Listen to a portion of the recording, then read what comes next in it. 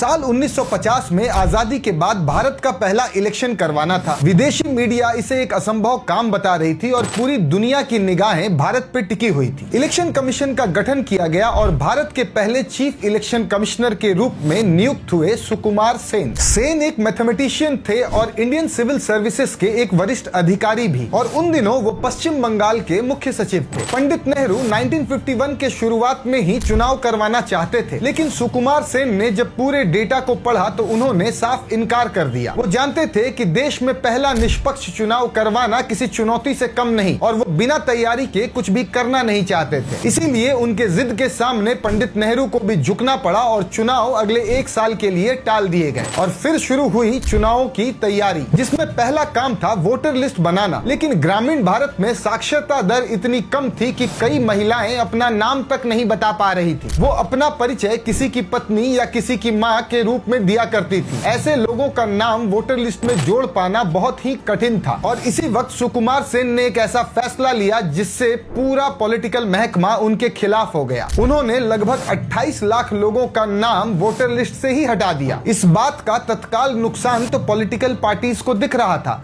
लेकिन सुकुमार सेन एक अच्छे मैथमेटिशियन और एक विजनरी भी थे। उनके इस कदम से अगली बार सबने अपने नाम वोटर लिस्ट में पहले ही डलवा लिए, जिससे ग्रामीण क्षेत्र की महिलाओं को उनकी खो चुकी पहचान भी मिल गई। ईवीएम तो उस वक्त थे नहीं, तो चुनाव बैलेट पेपर पे करवाना था, लेकिन कैंडिडेट्स का नाम पढ़ पाना सबके लिए संभव नहीं था। इस बात को ध्यान में रखते हुए सुकुमार सेन ने विजुअल सिंबल्स का यूज किया, यानी हर कैंडिडेट के लिए एक चिन्ह बनाया गया। जैसे कांग्रेस के लिए 2 बैलों की जोड़ी, सोशलिस्ट पार्टी के लिए बरगद का पेड़। ये ऐसे आम चिन्ह थे जिसे लोग आसानी से पहचान सकते थे। अब इन बैलेट पेपर्स को रखने के लिए 21 लाख मेटल बॉक्सेस की जरूरत थी, जिन्हें बनाने का कॉन्ट्रैक्ट दिया गया गोदरेज को, और 8200 टन स्टील का इस्तेमाल करके ये बक्से बनाए गए। उस वक्त इन बक्सों की कीमत महज 5 रुपए हुआ करती थी, और इन बक्सों को लॉक करने की मैकेनिज्म ऐसी बनाई गई जिन्हें बाहर से आसानी से खोला नहीं जा सकता था। इन बक्सों को हाथियों और ऊंटों के जरिए भारत के हर पोलिंग बूथ पे पहुंचाया गया। अगला कदम था इस बात का ख्याल रखना कि एक व्यक्ति एक से ज्यादा बार वोट न डाल सके, और ये जिम्मेदारी दी गई नेशनल फिजिकल लैबोरेटरी को, जिसे लीड कर रहे थे डॉक्टर ML धर। उन्होंने एक ऐसी स्याही तैयार की जो सिल्वर नाइट्रेट के साथ मिलकर त्वचा पे एक ऐसा निशान बनाता था जिसे आसानी से साबुन या तेल से भी मिटाया ना जा सके। और इसे बनाने का काम सौंपा गया कर्नाटक सरकार की एक company Mysore paints and varnish limited को। आपको ये जानकर आश्चर्य होगा कि आज भी यही कंपनी पूरे देश में होने वाले इलेक्शंस के लिए इंक तैयार करती है, और इसका इस्तेमाल न केवल भारत के इलेक्शन में बल्कि 25 और देशों के इलेक्शन में भी किया जाता है। जब सुकुमार सेन को लगा कि तैयारी पुख्ता हो चुकी है तो 25 अक्टूबर 1951 को भारत का पहला चुनाव शुरू हुआ, और ये चुनावी प्रक्रिया 21 फरवरी 1952 तक चली। 4 महीने तक चले इस चुनावी प्रक्रिया के जब नतीजे आए तो पूरी दुनिया सुकुमार सेन की काबिलियत को पहचान चुकी थी। इस सफलता के बाद सुकुमार सेन की ख्याति पूरी दुनिया में ऐसी फैली कि जब सूडान में भी पहली बार चुनाव होने थे तो वहां की सरकार ने सुकुमार सेन को विशेष आग्रह पे अपने देश बुलाया। भारत में उन्हें 1954 में पद्म भूषण से सम्मानित किया गया। लेकिन आज भी कई इतिहासकार मानते हैं कि सुकुमार सेन वाकई भारत रत्न के हकदार थे। अब आप कमेंट्स में बताइए, क्या सुकुमार सेन के बारे में स्कूली किताबों में पढ़ाया नहीं जाना चाहिए?